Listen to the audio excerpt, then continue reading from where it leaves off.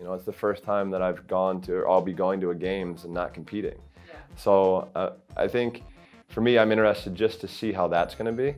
You know, I mean, I'm going to obviously probably want to be in the water swimming instead of watching, but you know, it'll definitely be exciting. And honestly, to be able just to watch some of the athletes that we have right now.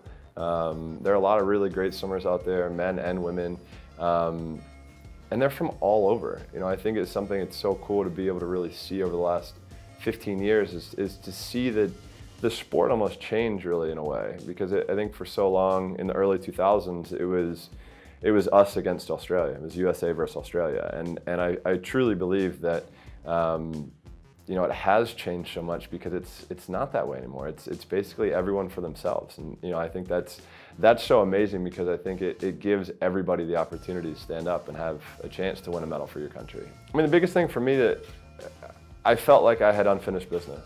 You know, for me, like I didn't want to have that what if moment 20 years down the road. You know, if I think back and I'm like, why didn't I just swim one more Olympics? And I wanted to come back because I mean, I think the race from 2012 where I was second behind Chad, I think that left a lot of sour taste in my mouth, like a big sour taste in my mouth, and that was something that really motivated me to kind of get back and climb to the top of the mountain and be able to have that chance to finish my career on my terms. I think that was the biggest thing for me. So being able to find that I still had the passion inside of me and I still had the drive to do it again. I knew I had to do it the right way, and that was something that I was ready for.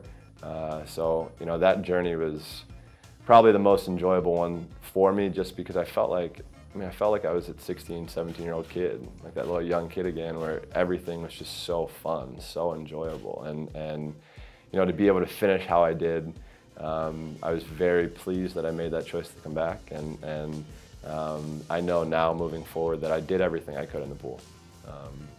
And I can turn that page and move on to something else. For me, this is something that will continue my whole life. You know, I'm going to struggle with depression, anxiety, my whole entire life. It's what makes me me.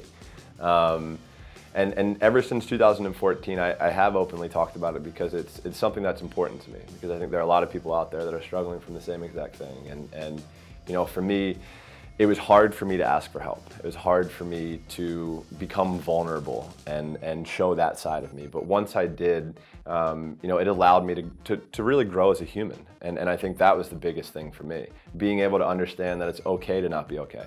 It's okay to be upset or sad, you know, have these emotions. But the biggest thing is making sure you're talking to somebody about it. You know, for me, yes, I do have a therapist. Yes, I do still talk to them. And this is something that's going to go on probably my whole life.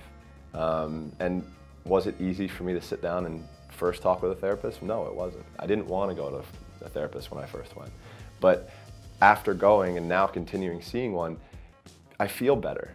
I feel like, you know, I like just after having a conversation, you feel like there's a weight lifted off your shoulder. You know, you're not carrying everything along that you probably don't need to. You know, and for me, I was somebody who was really good at compartmentalizing things and just stuffing things down and not dealing with it. And now, you know, I've been able to see where that leads me, and that's a dark place, and it's a scary place, and I don't want to go back there, and I hope nobody else goes back there. You know, I hope to be able to help teach and I guess, you know, to be able to hopefully save a life. Everything that I've gone through allows me to be comfortable with who I am today, right? You know, and continuing to learn and grow from some of the hard times that I'll still go through.